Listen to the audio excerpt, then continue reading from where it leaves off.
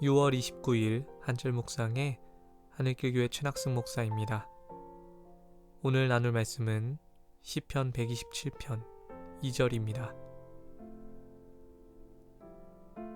너희가 일찍이 일어나고 늦게 누우며 수고의 떡을 먹음이 헛되도다. 그러므로 여호와께서 그의 사랑하시는 자에게는 잠을 주시는도다. 아멘. 어제는 정말 오랜만에 집에서 혼자 시간을 보냈습니다. 아내가 셋째를 데리고 나가서 5시간 정도 시간이 생겼는데요. 오늘 있을 사역 준비와 집안일을 한 후에 그냥 아무 생각 없이 잤습니다. 아이가 태어나고 그동안 제대로 잠을 자기가 어려웠는데 한 2시간 정도 자고 나니 몸이 한결 가벼워졌습니다. 제가 몸은 잠이 많은 편인데 머리는 잠자는 시간을 아까워하는 스타일이라 가끔씩 이렇게 몰아서 자게 됩니다. 정신력으로 아무리 잠을 줄여보려고 해도 결국 몸이 한계에 부딪히게 되는 것입니다. 통계적으로 사람이 하루 8시간씩 잔다고 가정하면 27년을 침대에서 보내게 된다고 합니다. 잠을 덜 자며 일하는 것을 미덕처럼 여기는 한국 특유의 정서로 보면 매우 아까운 시간입니다. 그러나 현대의학은 적절한 수면 시간과 삶의 질 사이에 연관성을 찾아냈습니다. 잠이 부족하게 되면 사람이 쉽게 짜증을 내고 기억력과 운동 능력이 저하되어 정상적인 생활을 하기 어렵다고 합니다. 이런 데이터를 근거로 보면 수면이란 우리 마음대로 컨트롤할 수 있는 영역이 아니라 우리가 지어진 방식 중 하나라고 말할 수 있습니다. 저는 지금껏 신앙생활 하면서 오늘 말씀을 설교자들의 유머로만 들어왔습니다. 설교 시간에 조는 성도들을 깨우면서 농담처럼 자주 인용되긴 해도 설교 본문으로 인용되는 경우는 보지 못했습니다. 그러나 오늘 이 말씀을 진지하게 묵상해보니 그리 가볍지 않은 메시지를 발견할 수 있었습니다. 전도서와 같이 인생에 대한 허무함을 선언하는 이 말씀은 잠을 하나님께서 주시는 선물로 묘사합니다.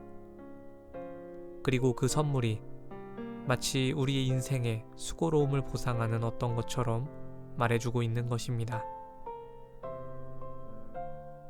분명 열심히 살지 말고 잘 수 있는 대로 자라는 뜻은 아닐 것입니다.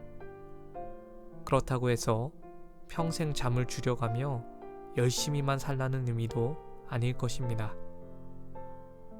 쉽게 풀리지 않는 이 말씀을 수차례 읽으며 우리를 20년 이상 자게 만드신 하나님의 의도를 깨닫게 되었습니다. 모든 피조물들이 수고하고 경쟁해야만 생존하는 이 세상에서 우리에게 잠이 사라지면 어떻게 될까요? 아마 그 시간 동안 더욱 치열한 수고를 감당하며 살게 될 것입니다. 그런 의미에서 잠을 주시는 하나님의 목적은 쉼입니다. 마치 일주일 중에 안식일을 주셨듯이 매일 반복되는 하루 가운데에도 쉼이라는 질서를 허락하신 것입니다. 그렇다면 우리는 하루를 어떻게 살아야 할까요? 끼니도 거르고 잠도 자지 않고 일에만 파묻혀 사는 삶은 선하지 않습니다. 또 필요 이상으로 여유 있게 즐기며 게으른 삶도 지혜롭지 못합니다. 믿음의 사람들은 오늘 말씀을 근거로 하나님께서 깨어있게 하신 시간에 힘써 일하고 하나님께서 잠을 주시는 시간에는 세상 걱정으로부터 벗어나 쉴 줄 알아야 합니다. 과중한 업무나 스트레스 또는 의미 없는 오락이나 유흥거리에 하나님께서 주시는 선물을 빼앗기지 마시길 바랍니다. 오늘도 그분이 지으신 그대로 질서 있는 하루를 살아가시길 주님의 이름으로 축원합니다. 기도하겠습니다. 하나님, 저희가 지혜롭게 살아가고 있습니까? 일할 때 일하고 쉴 때 쉬는 것이 하나님께서 우리에게 주신 질서인데, 일할 때 일할 줄 모르고 쉴 때 쉴 줄 모르는 어리석음으로 살아가고 있진 않습니까?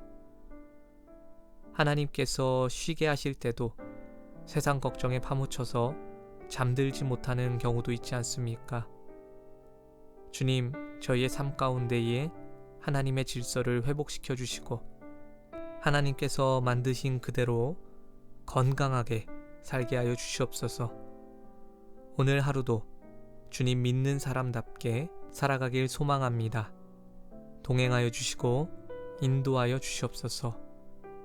감사를 드립니다. 이 모든 말씀 우리 주 예수 그리스도의 이름으로 기도드렸습니다. 아멘. 오늘도 하나님의 사랑받는 자들 되시길 축복합니다. 함께 해주셔서 감사합니다.